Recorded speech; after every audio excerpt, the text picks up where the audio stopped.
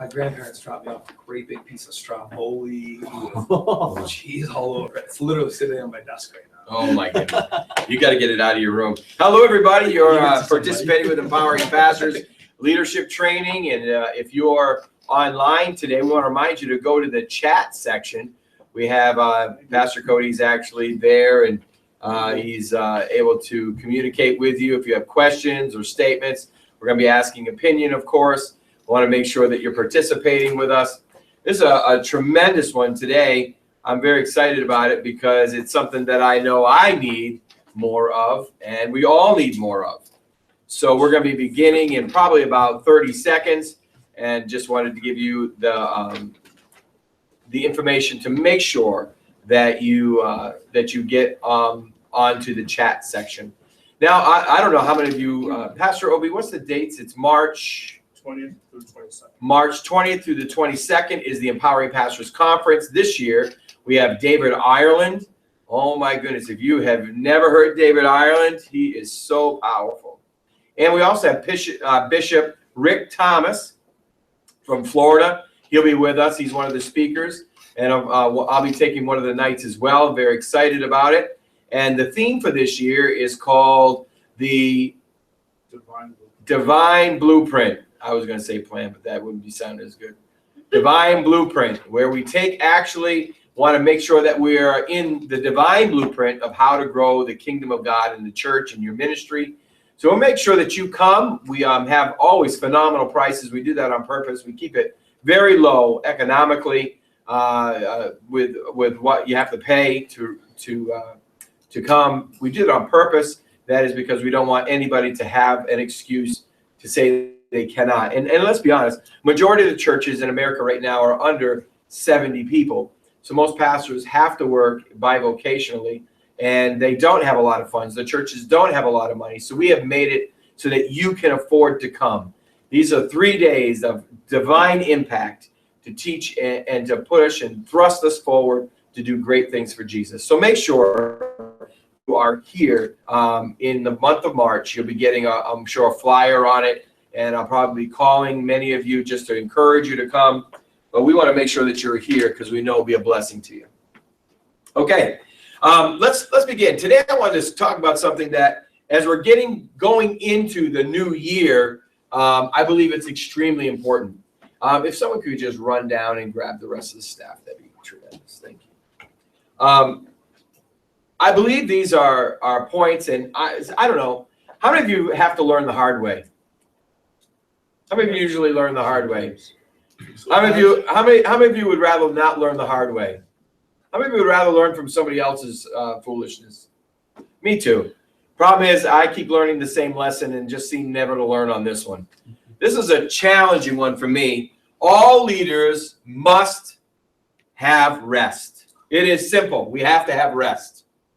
If you're a leader, you're a driven person. Being a driver, it means that you want to win, you want to conquer, you want to overcome. You've got to grab that task. And listen, if you've been around my wife at all, my brother-in-law, my children, the one thing is when they start a task, it doesn't matter how late it is, they've got to finish the task. They're not going to stop it in the middle of the task and go home because it's time to go home. My wife will sit up. I'm going to make a confession. Is that all right? If I want to just get my wife out of the room, I'll buy her a puzzle. If I buy my wife a puzzle, she'll go to the dining room table, and my wife goes to bed early every night. So she's in bed by 9:30, usually maximum. So if I want her to go to the other room, I want to watch TV or whatever, I'll buy her a puzzle, and she will go out to that dining room table. She'll be out there till midnight, 1 o'clock in the morning, working on that puzzle. When she gets up in the morning, what's the first thing she does? The puzzle. When she comes home from work, what's the first thing she does? The puzzle. Till midnight, 1 o'clock in the morning, until it's done. Because she has to finish what she starts. My brother-in-law the other day, he had an operation on his hand and had some reattachment stuff done where portions were torn apart and da-da-da-da-da. And so he's in, his hand looks like he should weigh 300 pounds. It's all swollen. He's a small guy. He's all swollen. And so I'm making a desk, and I'm one that am challenged a little bit when it comes to construction. And so here I am, I'm making a desk out of my old barn. So I go to the old barn in the morning, and my wife and I take the chainsaw. We start cutting up pieces that we're going to make this desk out of. And my brother-in-law shows up at 11 o'clock. Well, my brother-in-law, like I said, his hand's all swollen. He says, well, let me help you. I said, well, you can help, but you can't touch anything. And because, you know, your sister will kill me if you hurt your hand more. So here he is. He's grabbing a hold of the lumber with his hand that's twice the size it's supposed to be. And he said, oh, ouch, ouch. I said, well, don't touch it. And finally, at 2 o'clock, I had to say, listen, go inside. Well, we've got to finish this. I said, go inside. Because he's one where he touches something, he has to finish what he touches, no matter how much pain he is in, no matter what the timetable is, he's got to finish what he starts. And that's, let's be honest, that's most leaders. Most leaders, man, when they touch something, they've got to finish it because it's got to get done. Because if they don't do it, nobody's going to do it. So it's got to get done. I've got to get, I don't care what time it is. I don't care if I'm missing my child's birthday party. How do I know that? Because I did. I missed many of my children's birthday parties because I started something and had to finish it. The interesting part is that pushing and driving, there's still always a cost to a push and a drive. The issue is, what price are you willing to pay? And all of us who are leaders have paid prices. Listen, you can't be a great leader without paying a price. That's just reality. It's going to cost you something. But rest is something you have got to make a determination of that it won't cost you. Because without rest, you're not going to be the leader that you need to be. Without rest in your life, and I've learned this the hard way. I'm not even talking like 10 years ago learned this. I just learned it again in 2016. You have got to be people that rest. Now, our greatest example is God. Is that right? Would you all say our greatest example in all leadership is God? Well, here God has taught us something. Now, I want to get this in your heart. How many of you know that God is self-existence, eternal? He does not sleep. He does not slumber. He never lays down on a pillow to go to sleep. God is always awake. He's omnipresent. He's omniscient. Now, come on, we can go through all the omnis. All of them. So why did he do what he did in the book of Genesis, chapter 2, verse 2? And on the seventh day, God finished his work that he had done and rested on the seventh day from all his work that he had done.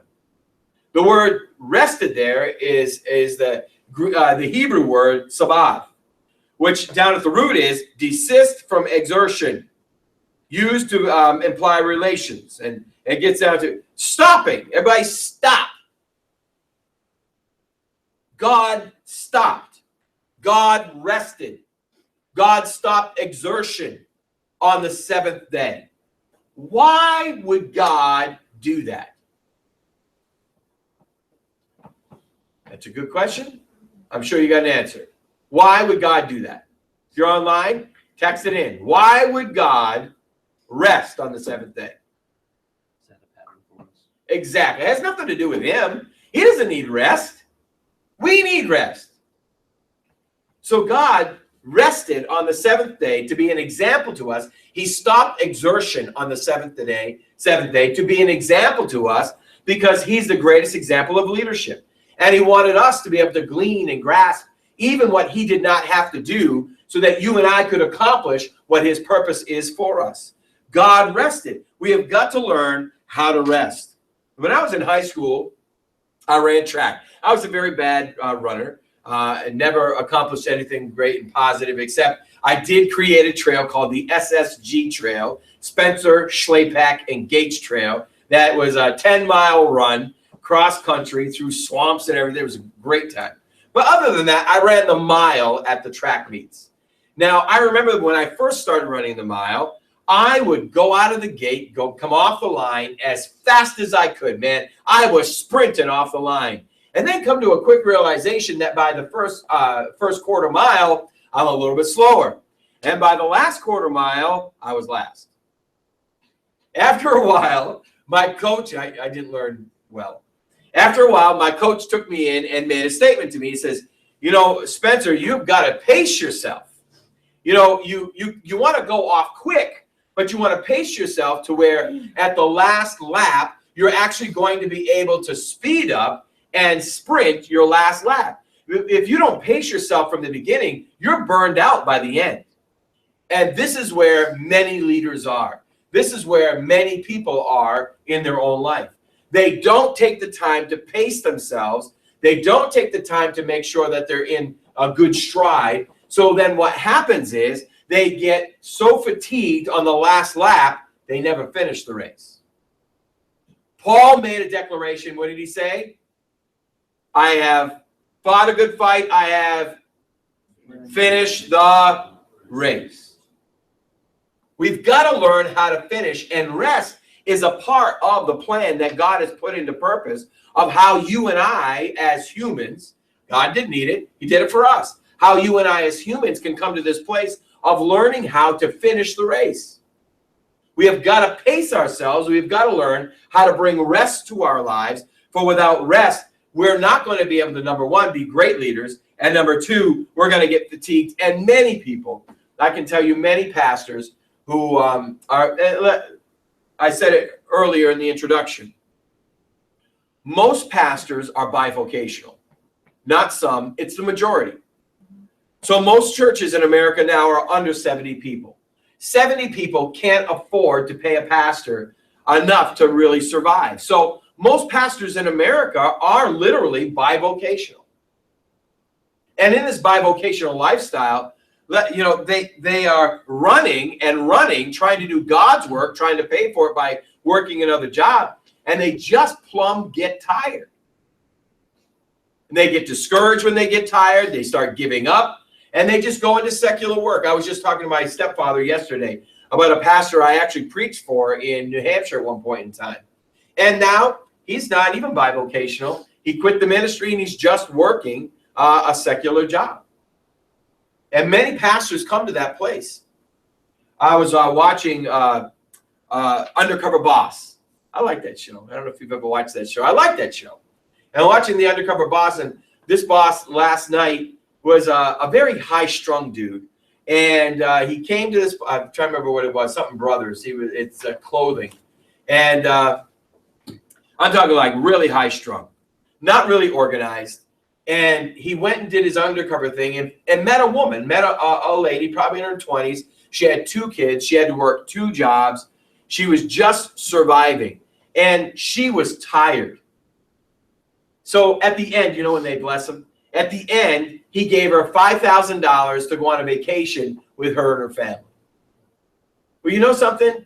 That is huge. Well, why is that? Because if she's working 2 jobs, now, when I was, before I came to Newfield, I was in Massachusetts, and I worked 40 hours a week selling shoes at Tom McCann, and 40 hours a week working the night shift for D'Angelo Subs.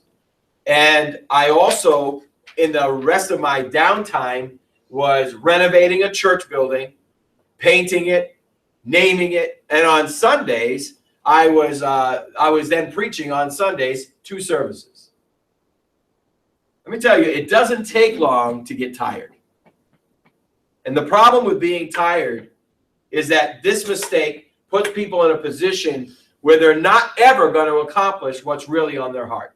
You can't accomplish when you're so tired that you can't think. Now, we've started a fast. And one of the things you find out real quick when you start to fast is you get tired. Your body is trying to purge all the toxins out of your body. You start yawning more. You start getting tired more. You get a little lethargic until all of those things are out of your body, until your body has rested. What do you mean your body has rested? One of the great things about fasting is it's a purging, and it brings a rest to your physical body. And actually, they teach that fasting 1 day a week actually is extremely healthy for your physical body. Well, why is that? Because it allows your body to rest from processing the food. And by drinking the water, it refreshes your cells and brings a refreshment to you. This book we just read on long-term fasts actually teach that a 10-day fast is too short, that you should be doing 21-day to 40-day fasts, because what it actually does is it allows your entire body to restructure itself, your entire body to rest from the process, cleansing itself, and then actually rejuvenates itself. It's a resting. My wife and I did a study this last year on fasting and disease. And they said when you do elongated fasts, it actually takes the diseases out of your body. And the reason is because your body, all your cells restructure themselves. It's like hitting default after you fasted for a elongated period of time. It hits default and then goes back and purges out the diseases out of your body. There's a study out now in which They can't hear you, I'm sorry. there's a study out now in which people that have been diagnosed with cancer, part of their treatment is to go on an extended fast. Extended And fast. it's proving somewhat helpful in terms of getting rid of some of the cancerous cells. It works because God's created our body to rest. Now, the American Christian is one of the ones that fast little. So I was talking to Pastor Patricio this morning, and I was saying, you know, I'd like you to fast 10 days before I come down in February. And he says, oh, no problem. He says, we love to fast down here. And I'm thinking, well, we don't love to fast up here. I don't even like to fast. Who likes to fast? But they do down there. He fasts on a normal 2 days a week. He fasts every Wednesday, every Saturday, and every Sunday until supper. So he's two and a half days of fasting.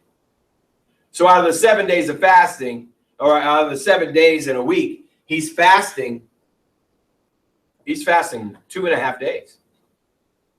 That's normal in many other countries. In America, it's not normal. And I really believe that, and even by reading this book, this is one of the main reasons that sin has such a grip on people, is because we don't starve our flesh. All right, let's keep going. Now, one of the other things that I did that I learned well but didn't keep well was when we built this building. When we built this building, it's a 30,000 square foot building. At that point in time, I was a husband, a father of young children. At times, I would go out and speak, as well as when we were getting ready to build this building, we didn't have $125,000 to pay a GC. So I made a deal with the board, and I said, I will GC this building, general contract, oversee this building's raising for $10,000. And so I figured I was going to make 10 grand. Well, that never ever came to fruition. That money was all gone. I lost the 10 grand. Let's move on. But what ended up happening was, all of a sudden, the electrician, he didn't cycle in 3-phase. That was $40,000 under. I had to find 40 grand. Then we had the builder had problems getting the trusses, 80-foot trusses up here. And then we had this problem and that problem and this problem and that problem. And then working with the DEC is enough problems to give anybody a problem. And then getting the mining, we were able to get a mining permit from the town to pull out stones out of the back. And then they get out here and it's 5.5 feet worth of fill just in sections. And it's like, oh my goodness. So stress upon stress. And now I'm working not just my normal job of being a husband and being a father. And now I'm GCing the building and I'm pastoring on Sundays and pastoring and visiting the hospitals and preaching 2 sermons and teaching in the Bible school and can go on and on and on. I'm telling you, I honestly came to the place spiritually where I was pretty much backslid. Now I wasn't out committing gross sin or anything, but my relationship with God was null and void. I didn't have time for God. And resting wasn't an option because we had to get the building up. Once you start, you got to finish, man. You don't have a choice. So here I am, go, go, go, go. I was so fatigued and so tired by the end of that time. Man, honestly, I just needed to have a relationship with God again. I needed to get back with spending my time with Jesus all over again. Never mind with my wife and my children, and never mind with preaching a sermon that wasn't dry. You have to stay rested. Rest is imperative. Everybody loses. I put in there a good example. I was so busy, it reminded me of the Leaning Tower of Pisa. You ever gone to Thanksgiving, and there's always one person at your Thanksgiving meal who takes a plate, let's just say you use a regular plate, and they don't take 2 plates, they take 1 plate, but fill everything on 1 plate that should have taken 2.5 plates. So it's like this high, leaning over, the mashed potatoes are on the top with the cranberry sauce oozing down the side. It looks like a volcano. That's exactly what my life felt like. Just tipping over, just not making it. And the main reason for it was I didn't take the time to rest. We have got to rest. God rested. God took a Sabbath on the 7th day. He did that not for himself, but for you and I to see that this is mandatory for mankind to remain, and for leaders to remain fresh and powerful and to constantly move forward. I like this last statement I wrote in there. Was this: I was in survival mode doing good things. And many people who are doing good things are still in survival mode. You have got to rest. Survival mode is not an option. God never created us to live in survival mode. Bonnie Banks says it this way: rest, one of the most vital elements of leadership success, is too often the most overlooked. In the quest for leadership excellence, leaders today garner a plethora of strategizing techniques, technological skills, marketing methodologies to ensure organizational competitiveness. Yet, in all of the efforts towards success, rest among leaders has become compromised as a casualty of advancement. So what is rest? Rest can be defined as a cessation of energy requiring activities, including work, for the purpose of allowing for physical, mental, and renewal and revitalization. So this is something that is very important, because rest is not just for your physical body. You have to rest for your spirit. Your spirit needs rest. Your mind needs rest. Your soulish man must rest. And your physical body must rest. You know, if you're a lifter, Cody likes to lift. If you're a lifter, you're trying to build muscle. You're trying to build strength. So what they do is they lift. Actually, you're supposed to lift and exert more than you're supposed to be able to handle. That's why you got a spotter there. You're trying to tear tissue.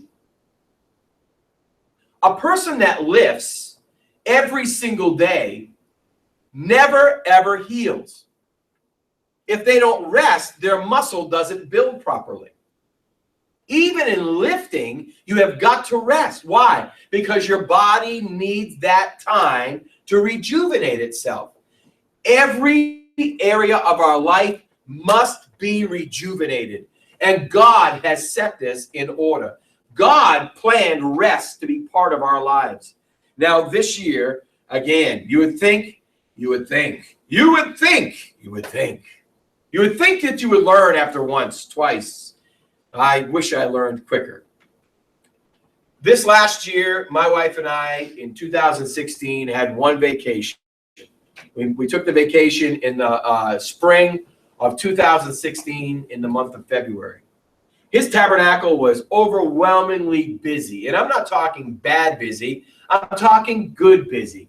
Great things were happening. Pastor Chad and Jay came. They're building that ministry. Cody doing his thing. Pastor Johnson, Pastor Obi building the Bible school. We can go through all of the different ministries of the church that were excelling and doing great things, and the outreaches we're doing. And I love outreach, man. I'm just one of these guys that crave doing outreach. I love being where the people are. I love sharing the love of Jesus. So, I mean, all of a sudden, Empowering Pastors Conference is here right after, and then Easter, and then all we're going to Brother Ted's, and then I had to go to MFI, and then the parades and the motorcycle blessing, and then we're into June where high school graduations and activities. July, at the end of July is all of a sudden the uproar, and then August came, and then September came, and then October came, and then we're moving. Our house was for sale and our house sold, so now we're getting ready. We're packing a house after 18 years. And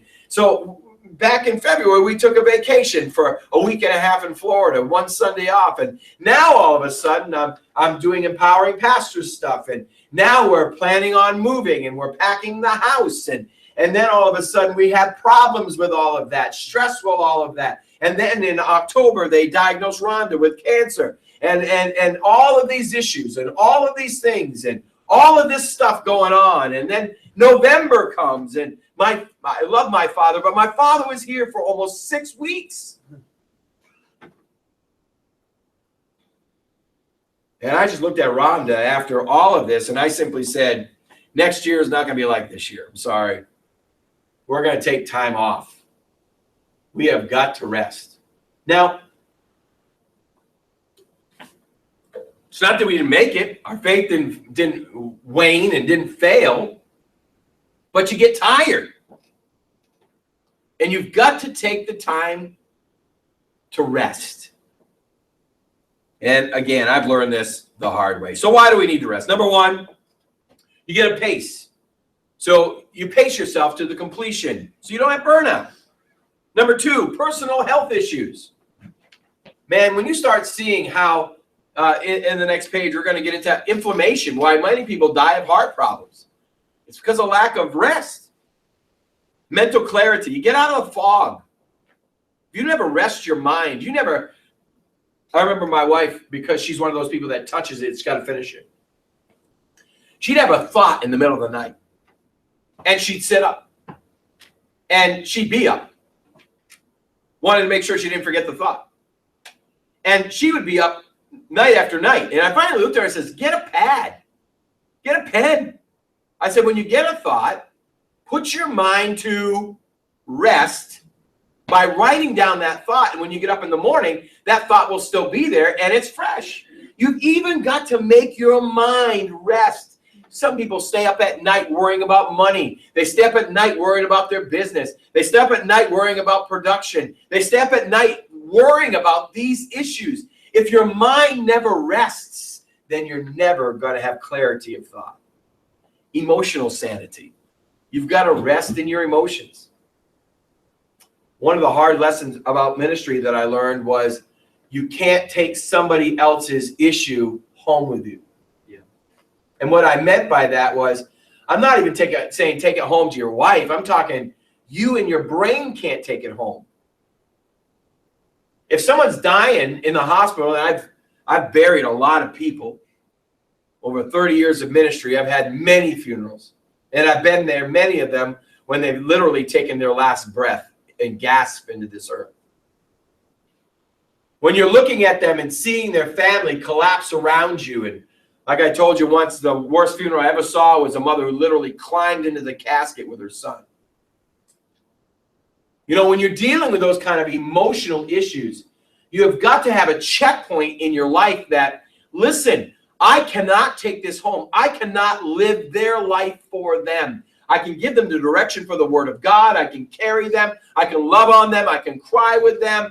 But I cannot live their emotional struggles because I won't make it. You have got to rest your mind. You've got to rest your emotions. And you've got to rest spiritually. You've got to take time with you and God. You know, I'm trying to remember which one of the old timers it was that said, if I don't pray 4 hours a day, I don't got time for anything. I'm not there yet, but I'm building. You've got to take your time with Jesus. That's your rest with him. That's the time you hear from him. He can speak to you and encourage you and strengthen you in your inner man. You've got to take the time to rest spiritually. And at times, you know, this is why we have conferences. This is why you go to conferences. So you can be refreshed. You can sit under somebody else preaching. You can sit under and receive instead of always having to give. You've got to learn how to rest in your spirit. So how do we rest? There's different ways. Vacation is always the number one thing that comes in people's mind. I just need a vacation. Anybody ever been on a vacation you didn't rest on? Most vacations I don't rest on. I can actually tell you the only vacation I have actually ever taken that I could honestly say I was rested. That is when my wife and I and the Currys went cross country on the motorcycles. It took me about 4 days. I'm one of these people, again, because I got to have a target. We're going to make it to Youngstown, Ohio. We're going to make it. I'm trying to remember where we landed the first night. We're going to make it here the very first night. So no matter what, for the 3 days, no matter what it was, we were going to make it there. Sunshine, rain, wind, it did not matter. It didn't matter if Rhonda's hiney was going numb. It didn't matter if we had eaten. We are going to make it to this desired goal because this is the target. And I did that for 3 days. I think we made it out to Indiana. And for whatever reason, there was a disconnect. And that is, to this day, truly the only, and I've been to the Bahamas, I've been to St. Thomas, I've been overseas. It's the first vacation, that was the only vacation I can honestly say, it was for 2 weeks. That when I got on the motorcycle after those days, it really didn't matter how far we made it, we were just going. And I was actually able to rest all facets of me as a human. I came back from that vacation just charged straight up and ready to take on the world. Vacations are great. Statistically, most Americans have on average 2 unused vacation days a year. 75% of employees with paid off didn't take their vacation in 2013.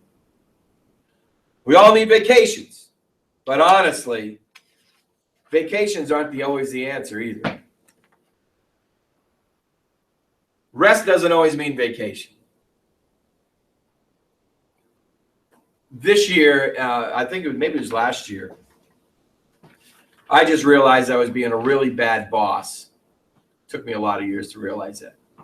Where I'd only get 1 Sunday off a year. Yeah, because that's all I ever took. I hold people to my own standard. But honestly, we need more rest than that. And so at that point, I gave everybody 2 Sundays off a year. You know, you're here 6 months, you get 2 weeks paid vacation with 2 Sundays off. I mean, that's not bad. But I do that because I need our pastoral staff to be fresh. Vacations are good, but if that's what you're using only to rest, you're missing it. You got to sleep. Have you heard, I don't know, maybe I'm the only one. I've heard more about sleep apnea in the last 5 years than I ever heard in my entire life compiled. Everyone ever heard of a CPAC? These people literally are wearing like astronaut stuff on their head to sleep. Well, why is that? Because they came to a realization that the lack of sleep or the lack of rest is killing people. We have a guy named Greg Austin in the church. And that guy there, he has a sleep apnea thing. I remember one day I'm driving home and I got to exit 49 in Big Flats. I turned my left to go down to my street, and there's a T at the end of the bridge. And somebody had hit the tree at the end of the bridge across the street that would have dropped them down over 10, 15-foot drop over the edge. So I got to church one day. I said, man, somebody must have fell asleep or hit some ice or something and bam, right through. And Greg said, no, I fell asleep at the wheel. I fell asleep at the wheel. That was me. I fell asleep at the wheel. How many of you know that's bad? Sleep. God gave it to you. It's part of your rest program. Now, how many of you know that everybody needs different amounts of sleep? Yes. My daughter-in-law, how many hours of sleep do you need? I need like 9 hours. She needs 9 hours of sleep. Wow. It doesn't always. How many? Basically 9 hours. Comatose. How many of you need 5 hours of sleep? You're okay with 5? 6? How about 6? 7? I do not function. 8? You need more than 8 hours? Wow. I don't function. I sleep 8 hours, You sleep 8 but I hours. don't function with less. You don't function with less. I personally, with 8 hours of sleep, would walk around with a massive headache. If I sleep past 7 a.m., I'm done. I'm done for the day. You might as well put me back to bed. I usually live on 6 hours of sleep. If you looked at my sleep, I use the up band. If you look at my sleep, about 6 hours, maximum about 6 hours and 15 minutes of sleep a day. And I'm refreshed. But many people don't sleep at all. And one night, I know this other pastor, a friend of mine, and I got him on the up band too. It sounds like a drug, but I got him on the up band. And I looked at his sleep. He was up 6 times a night. And I said, dude, you're not sleeping. I said, that's unhealthy. He was very overweight. And being overweight causes what a lot of people call sleep apnea. Now, there are some thin people with sleep apnea, but the majority of them are obese. The reason is because their throat closes. They have to sleep further back with their neck. It's important to recognize that sleep, you got to have it. Psalms 127:2. It is useless for you to work so hard from early morning until late at night, anxiously working for food to eat, for God gives rest to his loved ones. Sleep has been given to you by God. God gave you sleep. You need sleep. It's just like God rested on the 7th day. He took a Sabbath. God gave you sleep.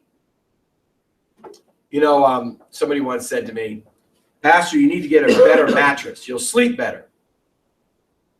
I said, I had my great-grandmother's, I'm not even lying, my great-grandmother's bed and box spring and mattress. What's that? That's gross. It was passed on from generation to generation. And let me tell you, there was actually a dip in the middle.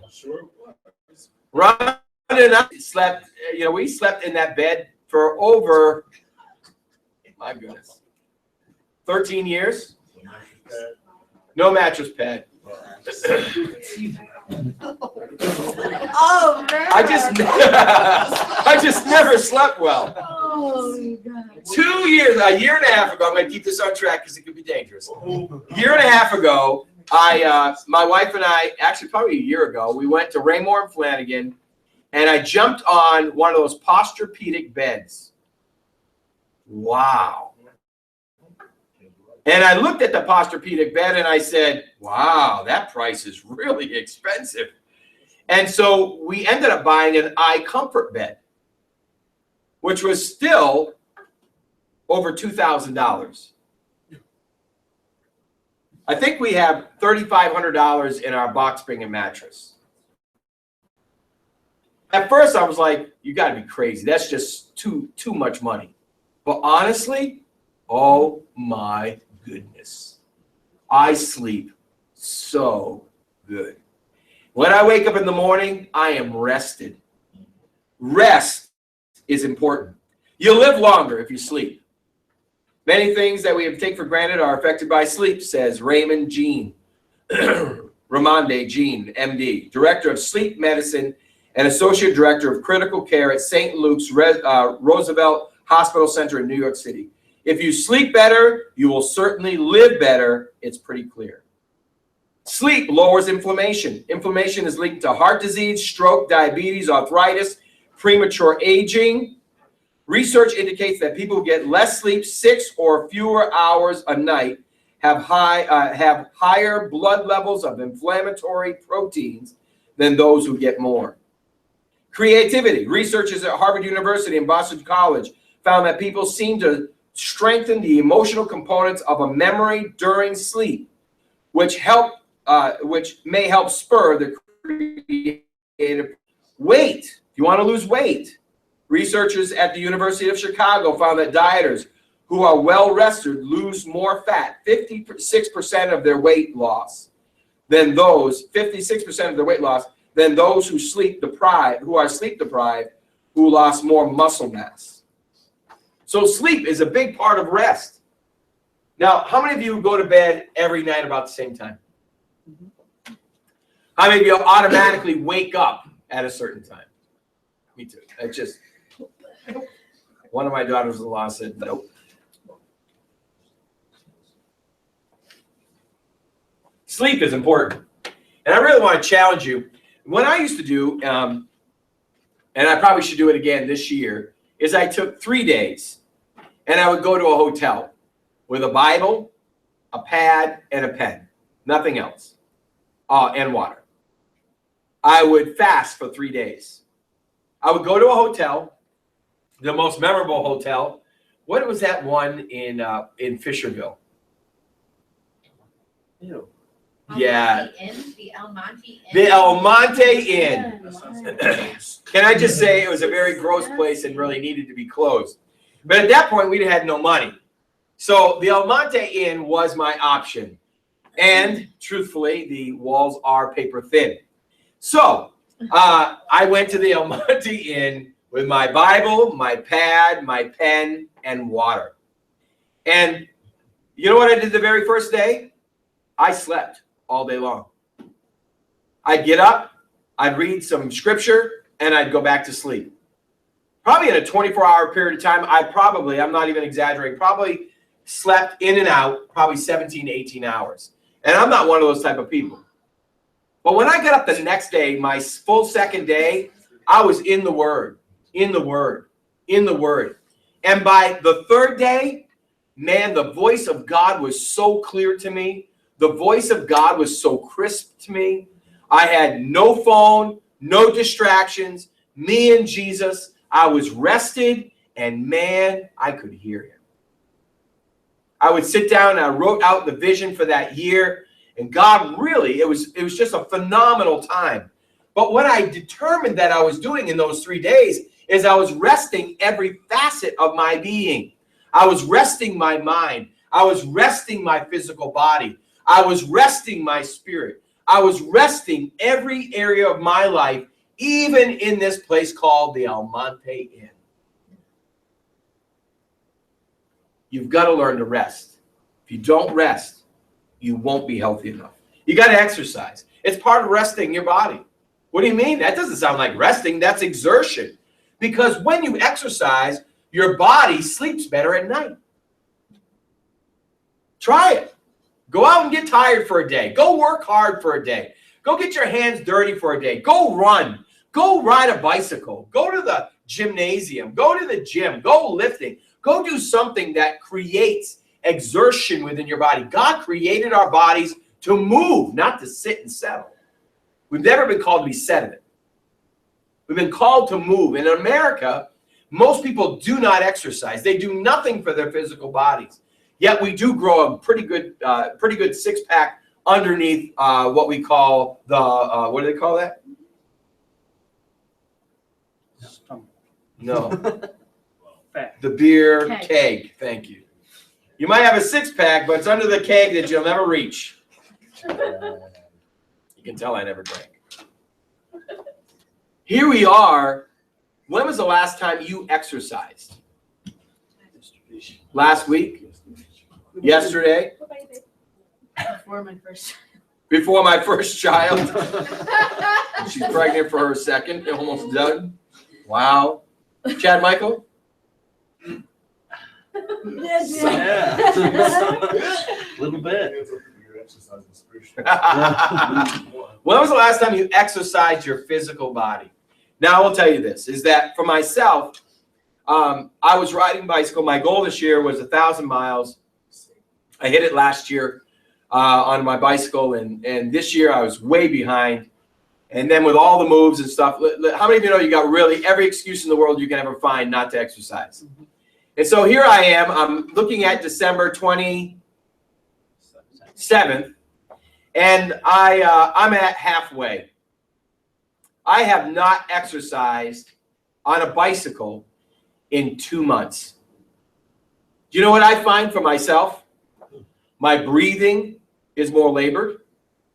I don't take as deep of breaths. Now remember what happens every time you take a breath, reoxygenate your body. And what it does is on the back side, it's purging all the toxins out. I find that now my stomach has grown a little bit more, and tying my shoes, I get winded. No, it's not good. It's bad. Tying my shoes, I get winded.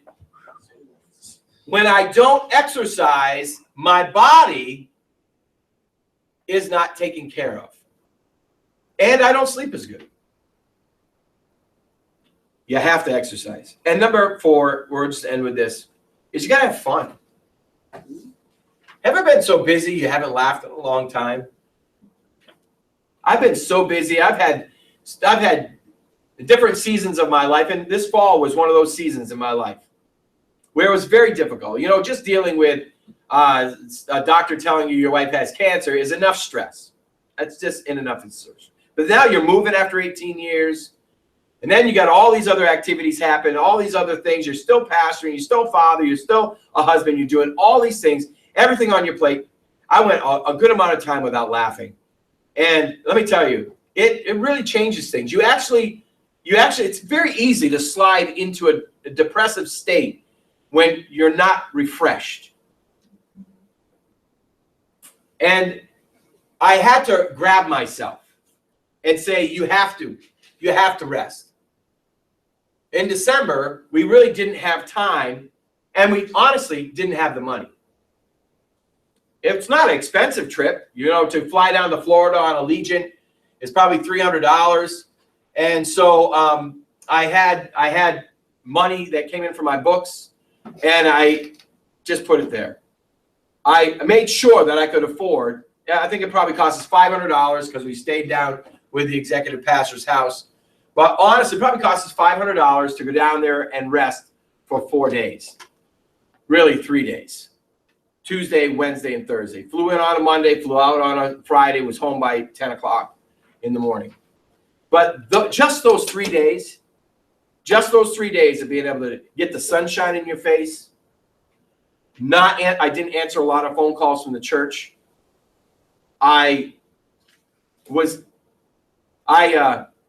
There's a running joke amongst us. I use their garage as my prayer room. So at 5 a.m., I'm out in their garage, walking around the Cadillac and the Harley Davidsons, walking in circles for an hour plus, just talking to Jesus. But I was able to come away from just 3 days. And it's not that I went to another location, because you can get it at any location. You can get it at the El Monte Inn. Not anymore because it's closed. Needed to be closed. But I made a determination that I was going to rest. And I made a determination that I'm going to laugh. And so I get a little silly every once in a while on purpose, because I need to laugh. The Bible says a merry heart doeth good like a medicine. Proverbs 17:22. These are all things that God has placed in our life to stay fresh. All things that God has placed in our life to be rested. You need to rest. And if you find in one area of your life you're not rested, it's going to affect the rest of them. So you've got to make a determination. Creflo Dollar does it every year. He says the very first thing that he does at the first of every year is he schedules all of his vacations. Just sits down and schedules them. Why? Because nothing's going to get in the way of those.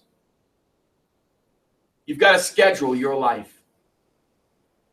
I think I was with Brother Ted up when he was up in Buffalo. And he said to me, because he demanded my wife and I 2 years ago that we had to take a vacation every quarter.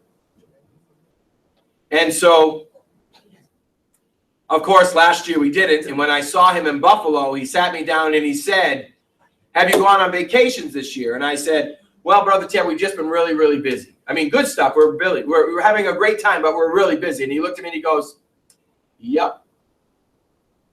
No vacations.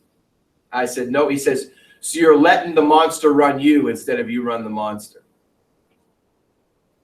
You see, we've got to make a determination that we are not going to let our busyness run our lives, because then we're never going to be rested enough to get it done well anyways. So are you rested? And what are your plans for 2017 to be rested? I'm not just talking in your physical body. I'm not talking a vacation. Rested in your spirit, your soul, and your body.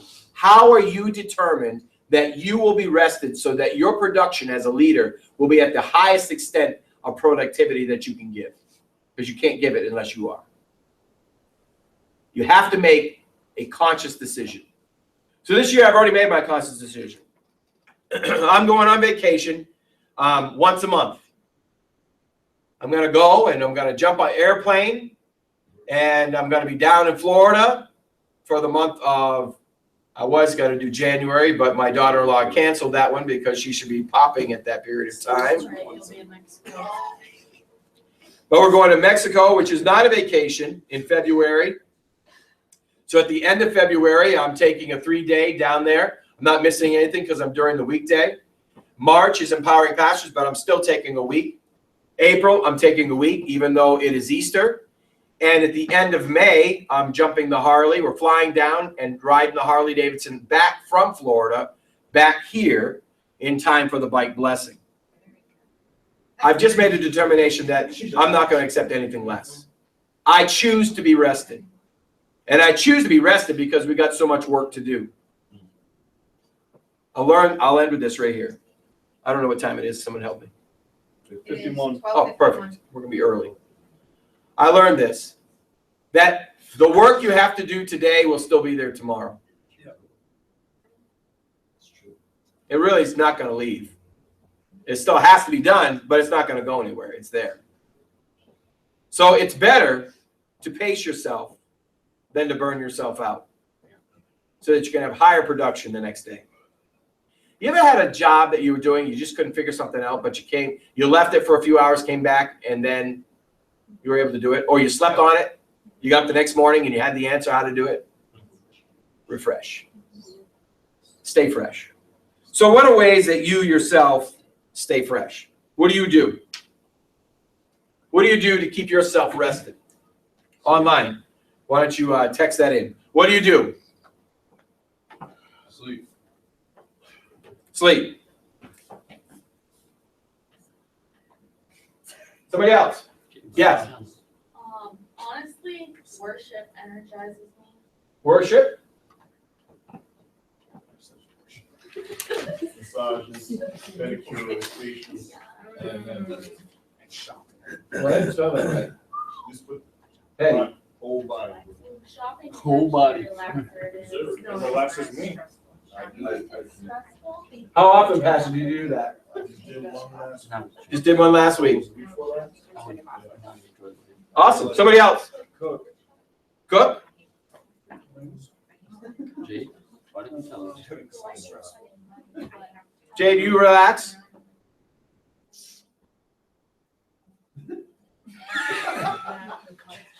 That wasn't a real positive answer. Relax to me is either mowing the yard or getting on a dozer or a piece of equipment and working, but that's kind of relaxing to me. I know that sounds weird. No, it's not. Yeah, So I can't hear my cell phone, or I leave it in the truck at that point. And it's good. That's how you do it. Everyone relaxes different. When was the last time you laughed? I mean, like really belly laughed. What's that? Yesterday? When was the last time you belly laughed?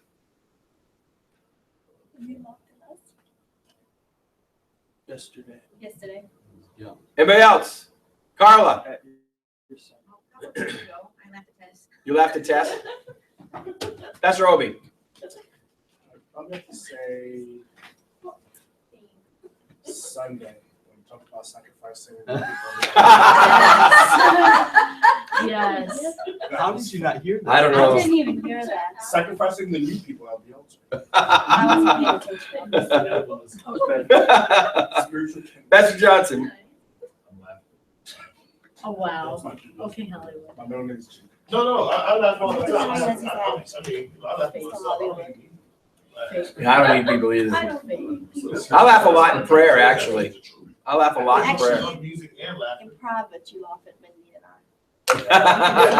Well, that's not hard. That's not a difficult one. What do you do online? What do you do to laugh? When was the last time you laughed? All of this, guys, I just want to encourage you.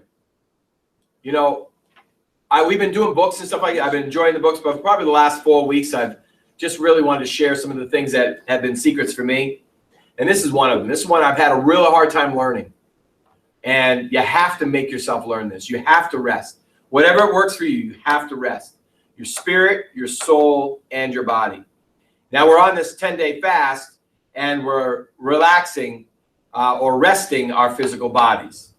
First few days don't feel like resting. Can I hear an amen? Mm-hmm. But it'll work. Why? Because it rests you. Drink lots and lots of water. So I thank you for watching Empowering Pastors Leadership Training today, and I pray that you'll pass this on to your team.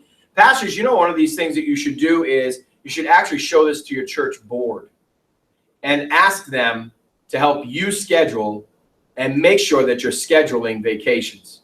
You need that. And if you show them this training, they'll identify and understand that their pastor, to remain the most fresh, to accomplish the best that God has for them, needs to be refreshed and needs to be rested to go on vacation. Okay? Does anybody else have any questions, thoughts? Did I bore everybody today? No. Awesome. Very good.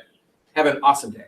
It's because you've gone before us. I am teaching Rock Solid Faith this evening. Well, Mindy, I don't think. First year of marriage. Yes. I don't even There's know. rock The solid whole faith. year we've got to go to your Mindy.